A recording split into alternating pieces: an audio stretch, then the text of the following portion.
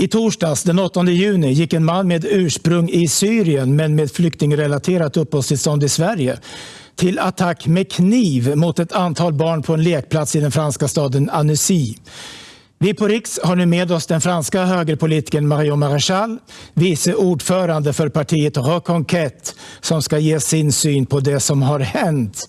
Marion Maréchal, bonjour. Bonjour. Merci d'être avec nous. Merci à vous. Alors, nous savons assez bien ici en Suède ce qui s'est passé à Annecy jeudi dernier, mais quelles ont été les réactions politiques en France?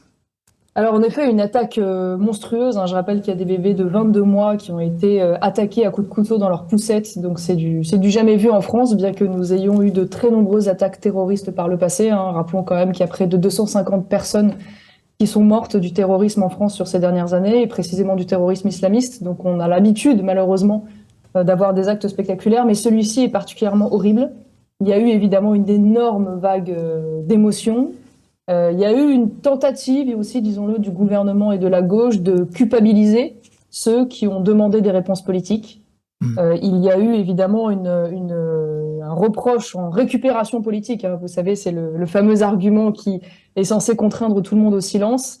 Mais je dois dire qu'il a assez peu fonctionné parce que, de fait, beaucoup de réactions à droite et notamment à Reconquête ont permis quand même de pointer du doigt les responsabilités indirectes du gouvernement dans cette affaire. Oui, mais est-ce qu'il y a eu, selon vous, quelques défaillances ici de la part du système français?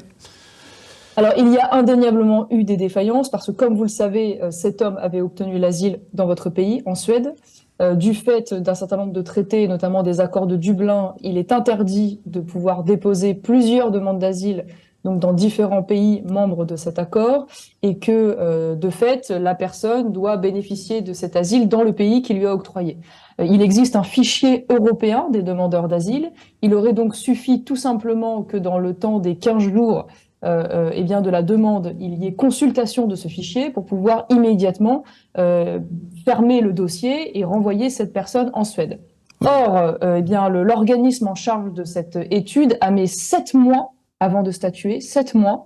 7 mois durant lesquels, d'ailleurs, cette personne a touché l'allocation des demandeurs d'asile, autour de 400 € par mois tout de même, avant finalement d'être déboutée et sans que rien ne se passe, bien sûr, dans les jours qui ont suivi le refus de lui accorder ce droit d'asile. Donc il y a eu indéniablement une défaillance, en tout cas dans la durée déjà du traitement, et plus largement, je crois, cette situation doit nous interpeller, nous, membres de l'Union européenne, mais nous-mêmes individuellement en tant que pays, sur le fonctionnement actuel du droit d'asile, qui indéniablement permet aujourd'hui à ce type d'individus de rentrer sur nos territoires respectifs. Oui, alors justement, cet événement montre que l'immigration est un problème que nous partageons en Europe. Et en ce moment, sous la présidence suédoise, l'Union européenne est en train de mettre en place un nouveau pacte sur l'immigration. Qu'est-ce que vous pensez de ce pacte tel qu'il semble se réaliser ?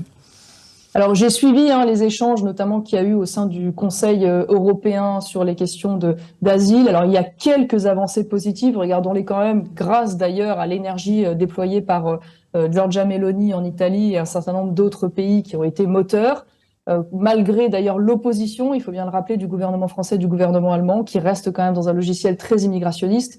Parmi les avancées positives qu'il peut y avoir, il y a notamment un contrôle aux frontières plus important, qui pourra être bien sûr bénéfique, le fait que dorénavant les pays, si tant est que ça passe au Parlement, parce que là on en est évidemment à un consensus sur un projet, mais le fait que les pays puissent définir eux-mêmes les pays sûrs vers lesquels renvoyer les demandeurs d'asile, compétence aujourd'hui qui appartient à l'Union européenne.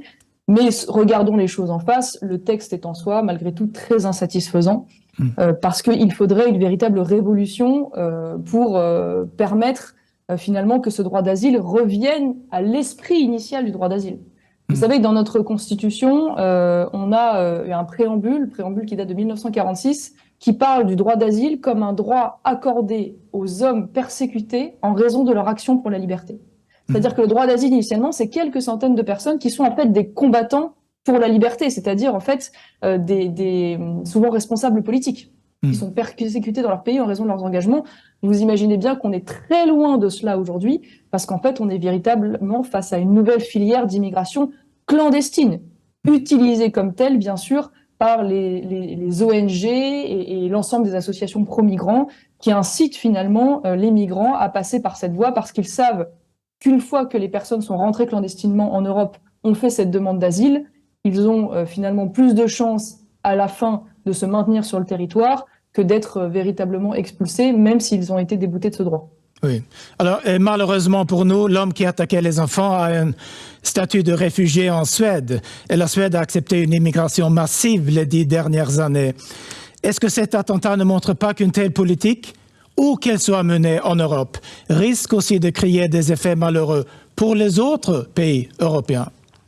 Bien sûr, et je vais même aller plus loin, c'est-à-dire que s'il n'y a pas une réforme révolutionnaire du droit d'asile notamment, mais pas que du droit d'asile, mais en tout cas du droit d'asile au niveau européen, ou à défaut que l'Union européenne ne laisse pas les pays légiférer librement sur ce point, c'est la condamnation à court ou moyen terme de l'espace Schengen.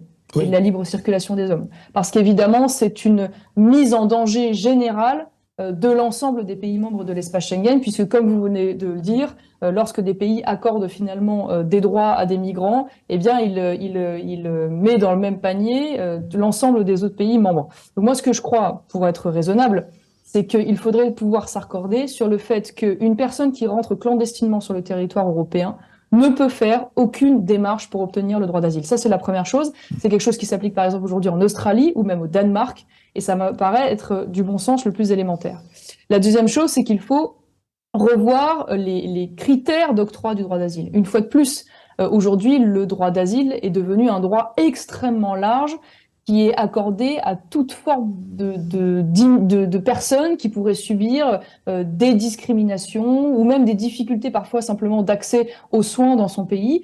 Et donc évidemment, le critère est tellement large qu'on a une explosion des demandeurs potentiels et des réfugiés potentiels. Pour vous donner un chiffre, en France, dans les années 2000, il y avait à peu près 38 000 demandes d'asile. Il y en a aujourd'hui en 2022 168 000. C'est une explosion. Donc ça, c'est une deuxième chose. Bien sûr, revoir le critère pour avoir un critère beaucoup plus restrictif. La deuxième chose, me semble-t-il, c'est de faire en sorte que dorénavant, et c'est aussi le choix du Danemark, que les demandes soient étudiées dans les pays d'origine, ou en tout cas à l'extérieur de l'Union européenne. En ce qui concerne la France, nous défendons l'idée que les personnes fassent un dépôt auprès des consulats français, ou dans leur pays, ou dans les pays limitrophes, ce qui évite, bien sûr, qu'ensuite les personnes viennent en France de manière clandestine et risquent de s'y maintenir. Donc il me semble qu'avec ces mesures de bon sens, déjà, on tarirait très largement le flot d'abus que nous vivons aujourd'hui. Et bien sûr, il faudrait aussi remettre en cause l'ensemble des subventions que touchent aujourd'hui de très nombreuses ONG, de très nombreuses associations pro-migrants, qui, je le précise quand même, ont aujourd'hui comme politique d'inciter, et là je prends des témoignages à l'appui qui circulent sur les réseaux sociaux, d'inciter ces migrants à mentir sur leur statut, sur leur situation, notamment par exemple en les incitant à se présenter comme des chrétiens d'Orient, parce qu'ils savent que ça a évidemment un aspect positif dans leur dossier. Je rappelle quand même qu'aujourd'hui la religion chrétienne est la religion la plus persécutée au monde, et en particulier dans un certain nombre de pays, comme notamment encore récemment en Syrie. Voilà. Donc c'est vrai qu'il y a un ensemble de mesures à prendre au niveau national et européen, et à défaut de cela, il m'apparaît évident que l'espace Schengen sinon sera condamné. Ok, je crois qu'on s'arrête là. Marion Maréchal, merci beaucoup d'avoir voulu répondre à nos questions. Och tack alla för att ni tittar på Riks.